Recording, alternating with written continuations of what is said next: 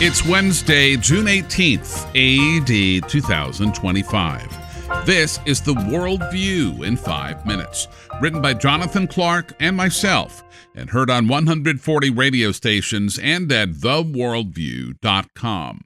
I'm Adam McManus. Muslims in Pakistan are using the country's blasphemy laws to target religious minorities.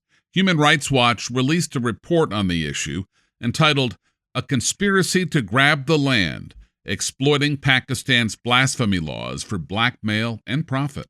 For example, Christians experience false accusations of blasphemy against Islam. Locals then weaponize the accusations by inciting mob violence against Christians and seizing their property. Sadly, the government does little to nothing about such attacks.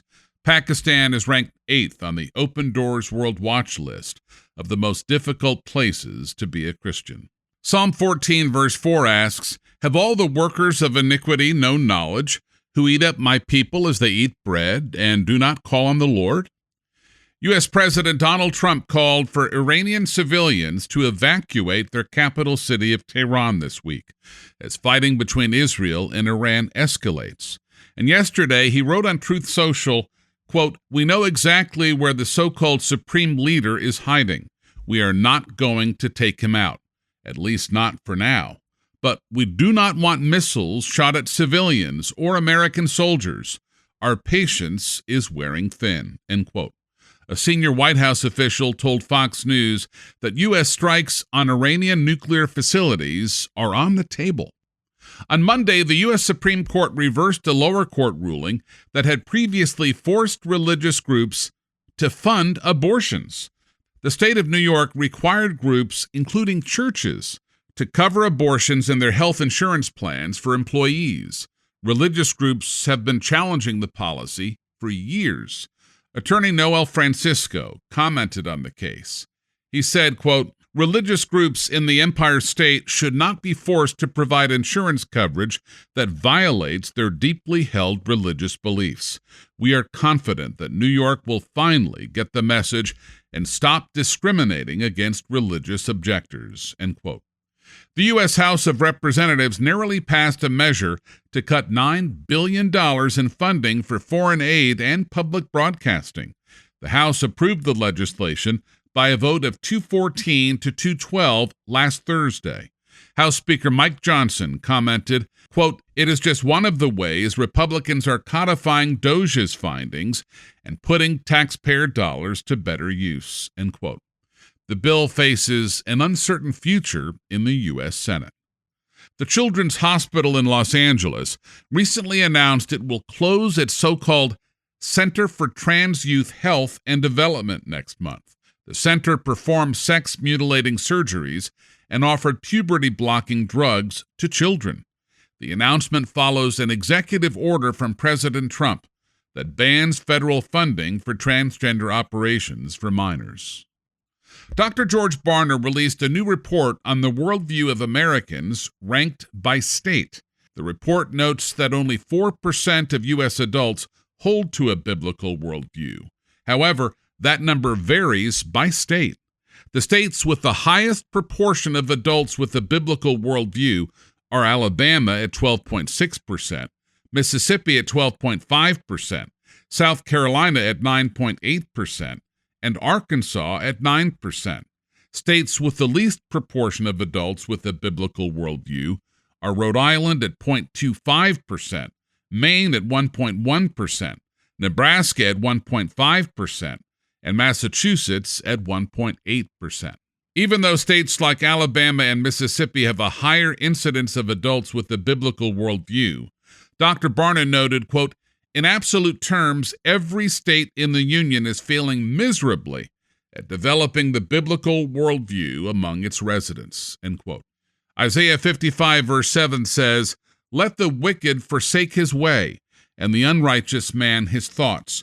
Let him return to the Lord, and he will have mercy on him, and to our God, for he will abundantly pardon." I invited Worldview listeners to share what they enjoy about the newscast in 2 to 6 sentences by email. You can share your thoughts along with your full name, city, and state, and send it to Adam at theworldview.com. Barbara Rashecki in Lake Nebagamon, Wisconsin wrote, quote, I read every word of the Worldview transcript because it confirms my belief that the world is in turmoil, but Christ is in control. I pray when you request prayers for the persecuted. I thank you for telling us what the mass media does not. I indeed thank you for truth, honesty, and transparency, end quote. Ruth Stapp in Edmond, Oklahoma wrote, quote, I love the Worldview and look forward to seeing it every day. Your information is exactly what I need. I do not enjoy watching the news on TV because of the bias and lies. Plus, your newscast gives me an opportunity to delve further into any of the stories that spark my interest through the links you provide, end quote. And Daniel Wachnicki in Louisville, Kentucky wrote, quote, I enjoy that the Worldview gives facts and news insights all in one short newscast. Because it's a Christian news source, there is no distortion of the truth. Being informed about the truth is very rare these days, especially in an age ruled by corrupted news anchors, end quote. And finally, toward our $92,625 goal by this Friday, June 20th, to fund 3/4 of the Worldview newscast's annual budget for our 6-member team, 8 listeners stepped up to the plate as of 4 p.m. Central yesterday afternoon. Our thanks to Margaret in Raleigh, North Carolina, who gave $25, and Jessica in Delmar, Maryland, who gave $50. We're grateful to God for Mandy in Walpole, New Hampshire, and Max in Macon, Georgia, both of whom gave $200, as well as Rose in Everson, Washington, who gave $247. And we were touched by the generosity of Carly in Keswick Ridge, New Brunswick, Canada, who pledged $25 per month for 12 months for a gift of $300.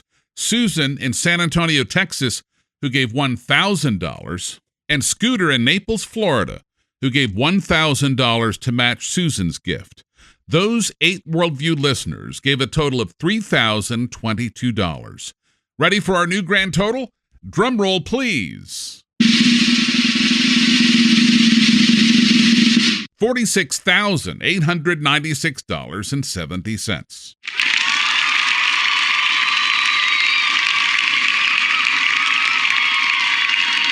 Toward this Friday, June 20th's goal of $92,625, we need to raise $45,728.30. Remember, if you're one of the final 2 people who will give a one-time gift of $1,000, Scooter in Naples, Florida, will match you with a corresponding $1,000 gift of his own. I'm wondering if there are 2 business people, 2 in our listening audience, who would consider a generous $10,000 matching gift if 5 other listeners gave a one-time gift of $2,000 once you made that commitment. If you are one of those 2 business people, please email me at adam@theworldview.com and include your phone number so we can chat. In addition, I need to find 20 Worldview listeners who will pledge $50 per month for 12 months for a gift of $600, and another 40 listeners to pledge $25 per month for 12 months for a gift of $300. Go to theworldview.com and click on Give on the top right. Your gift will help us fund the 6-member Worldview newscast team for another fiscal year. And that's the Worldview on this Wednesday, June 18th, in the year of our Lord 2025. Follow us on X or subscribe for free by Spotify, Amazon Music, or by iTunes or email to our unique Christian newscast at theworldview.com. Plus, you can get the Generations app through Google Play or the App Store. I'm Adam McManus. Seize the day for Jesus Christ.